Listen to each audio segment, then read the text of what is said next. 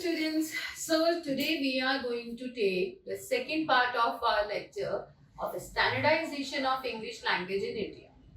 Okay, so in the first lecture, what we have taken, we have talked about the first education system, ancient education system, the primitive education system in India. ठीक है, हमने ancient time में, पौराणिक समय में प्रारंभिक शिक्षा प्रणाली की बात की थी अपने first lecture, that is primitive education system in India, right. उसमें हमने किसकी बात करी? हमने 4 स्टेप्स की बात करी थी। गुरुकुलम होते थे उस टाइम यूनिवर्सिटीज बन चुकी थी इंडिया के अंदर, local temples were used as a school and home education. Home education is always there, आज भी है, तब भी थी। सबसे पहली एजुकेशन हमारी घर से ही स्टार्ट होती है।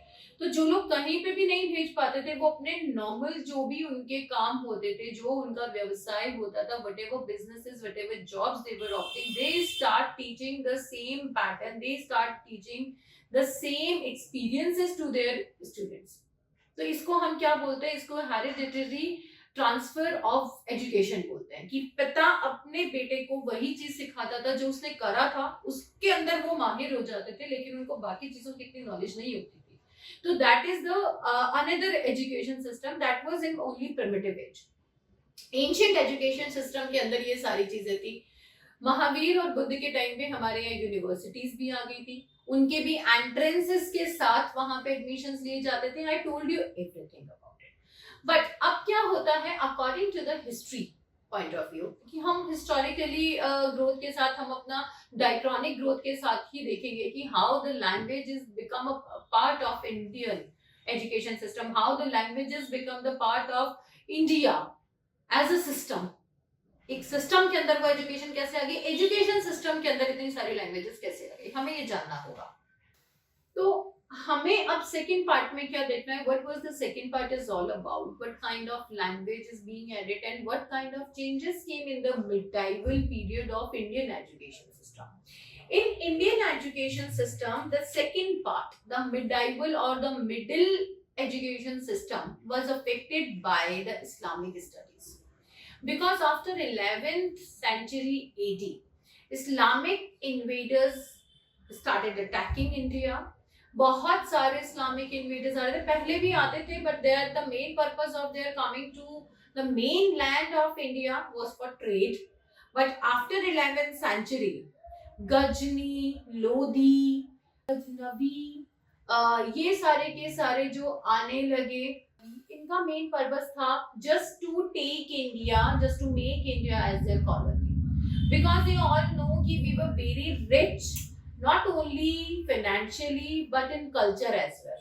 Our people are very dedicated to our religion, our motherland. So their purpose was to take authority over a land whose people are ready to sacrifice themselves, sacrifice their families, they are ready to behead just for the sake of their motherlands.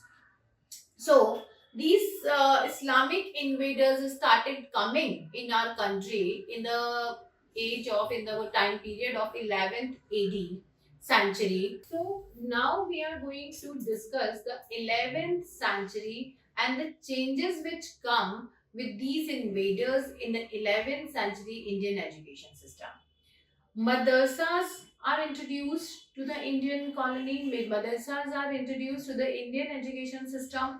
Urdu language, Arabic language, their literature become a very important part of it. The writers, ghazal writers and poets become an important and undetachable part of Indian education system.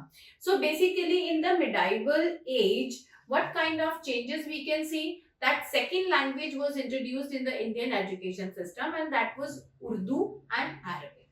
What was the system made for the education?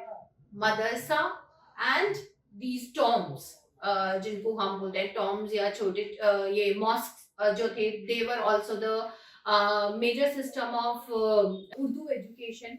जितने भी ये mask थे, जो भी दरगाह या मस्जिद थी, उनके अंदर पढ़ाया जाता था। लिटरेचर, कुरान, उर्दू लिटरेचर, उनको बच्चों को, छोटे बच्चों को लैंग्वेजेस सिखाई जाती थी। जब तक कि ये सारे भारत में या जिस जिस जगह पे भी मुस्लिम इन्वेडर्स की कॉलोनीज बन गई थी, मुस्लिम इन्वेडर्स जहाँ जहाँ पे किंग्स बन गए थे, जहाँ पे भी वो कन्वर्जन्स कर रहे थे, जब तक मदरसा नहीं बनते थे वहां पे मस्जिदों के अंदर इन बच्चों को पढ़ाया जाने लगा। और धीरे धीरे उर्दू इंडियन एजुकेशन सिस्टम का एक अनडिटैचेबल पार्ट बन गई थी। तो हमारे यहाँ पे जो चेंजेस हमने 11th सेंचुरी के बाद यहाँ देखे थे वो क्या थे? Urdu become a part, Islamic studies, Quran and that Arabic language, these languages become a part of it. अब अगर हम एंशियंट एजुकेशन सिस्टम की बात करते हैं तो उसमें जो यूनिवर्सिटीज थी वो यूनिवर्सिटीज इन मुस्लिम इन्वेडर्स ने तोड़ दी थी, because they didn't know the importance of the university. इतना हायर एजुकेशन सिस्टम इन्होंने कभी देखा नहीं था, इनको पता नहीं था, तो यूनिवर्सिटीज नालंदा ये सब तोड़ दी गई थी। उसके अलावा जो भी मेजर एजुकेशन सिस्टम थे इंडियन या हिंदूज के, वो सारे डिस्ट्रॉय कर दिए गए थे। बड़े टेम्पल्स जहाँ पे भी इंडियन एजुकेशन को प्रमोट किया जाता था या जहाँ पे भी ये शिक्षाएं दी जाती थी, जहाँ पे भी ये एजुकेशन दी जाती थी about the religion and ethics, उनको बंद करवा दिया गया था, because they were only on a mode of promoting the Islamic education. तो ये जो ethics, moral, religion and Veda, Quran, basic जिसे हम आधारभूत शिक्षा बोलते हैं ऑफ इंडिया, तो ये basic education was affected by these invaders. Okay, अब हम अगर मैं एक बार दोबारा एंशियंट एजुकेशन सिस्टम पे जाते हैं तो उसमें अगर हम देखते हैं तो what were the major creations or what were the major books, what were the major courses which the students were reading? They were reading Natya Shastra. You all know what is Natya Shastra, the major and the most important book of Indian aestheticism, okay, which was written by Bharat Muni. Bharat Muni has written that book in 500 BCE. A very long time ago he has written 500, before even 500 BCE he wrote Natya Shastra. So Natya Shastra was about, Natya Shastra is also known as Indian poetics. ठीक है, तो in Indian poetics what he basically has compiled, what he has written, he talked about the forms of emotions, forms of extract of emotions, that is rasa, bhav or emotions. He talked about the types of natak, that is drama, how many types of dramas are here, how many types of poetries are there, how a character should represent the bhavas, how a character should represent the emotions to the audience so that they can enjoy the extract, that is rasa.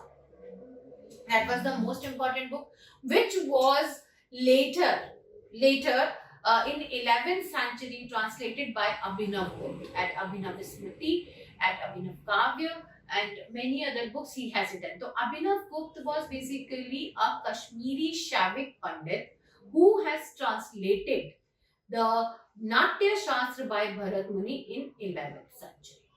And he has added two important rasas to it because that was the need of the time. These rasas was taken by the writers and he started talking about it. Another major study was Vyakran, Vakrokti. These terms must have heard by you. Vakrokti, Vyakran, Kavya Pranali, and many other terms are there in the Indian aestheticism, which were there by Vaniki, by Panini. Panini has introduced the Sphota, Dhwani. These are all, you can say, if I say these terms in comparison to Western studies, then Sphota is the speech community.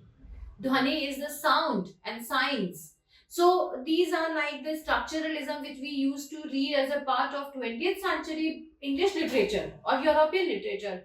That was already being discussed by our gurus, discussed by our writers in the 11th century.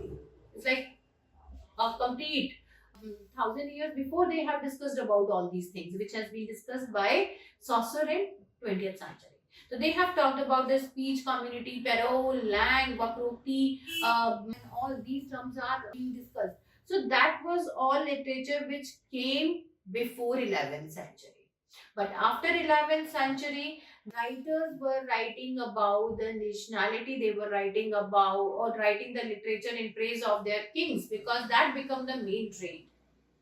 So we don't consider much literature of that time which was created between 11th century to 18th century, because all that literature which came during this period 11th to 18th century was just about the praising of the kings, about events related to the kings, about the historical things, but nothing was written on the social grounds. Nothing was written for the society. Nothing was major as a major part is written for the sake of Indian literature. We don't read anything which related to these centuries as an Indian literature. We didn't have much of Indian literature in between 11th to 18th century, because if the Indian or the Hindu writers were writing something, then Muslims were not promoting it. If the Muslim writings were writing something, that was definitely in praise of the king. They were definitely about the particular events or the fights or the battles or the wars. So all literature was political and historical. Or if religious, then mostly Islamic religious, they were writing in the Urdu poetries were came during this time at a very large amount. So we don't have much to read in a medieval section of Indian education system because of the disturbance of these invaders. And it was not only Islamic invaders. It was not at all only Islamic invaders, because in 16th century, who comes? The rulers, British rulers. 16th century, they came on our land. They started interfering the rule, they started interfering the literature, they started impacting the literature. Ultimately, they started basically influencing our literature. They were taking the points from here and were asking their writers to write upon it. So this literature, these grounds of the complete Indian education system was shaken by these invaders. Either they are Islamic invaders, they are Arabic invaders, they are Portuguese, they are French, they are British, whosoever they are.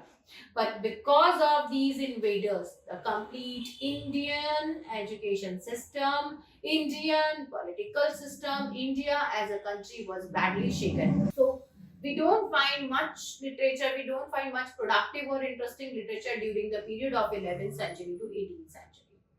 So here comes, that is the change in the structure and form of literature.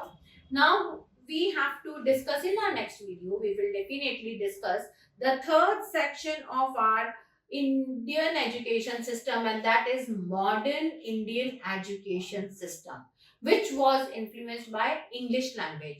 So to get the knowledge how English is implemented in education system, how English become a major part of our education system, who was the person who pleaded English government to introduce English language as a part of Indian education system, who is the person who basically appealed and wrote a letter and asked the officers to add this language in Indian universities and schools.